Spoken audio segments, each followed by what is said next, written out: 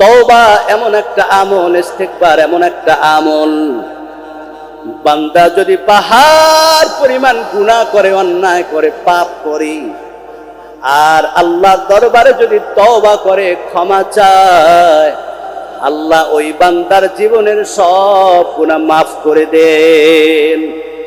এই ঘোষণাটা কার? আরো জোরে বলেন। আল্লাহর হাবিব বলেন, আল্লাহ পাক রব্বুল আলামিন বান্দার উপর যখন এই কোরআনের আয়াতটা নাযিল করেন,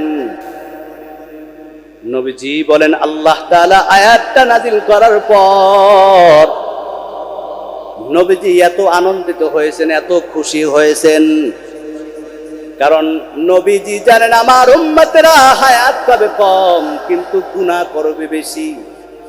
এই গুনাহ করার পর যখন সে তওবা করবে, আল্লাহর দরবারে ক্ষমা চাবে, গোটা জিন্দেগিটা গুনাহ করার পর বান্দা যদি ভুল বুঝতে পারে, আল্লাহর দরবারে তওবা করে ক্ষমা চায়, আল্লাহ ওই বান্দার জীবনের সব গুনাহ মাফ করে দিবেন।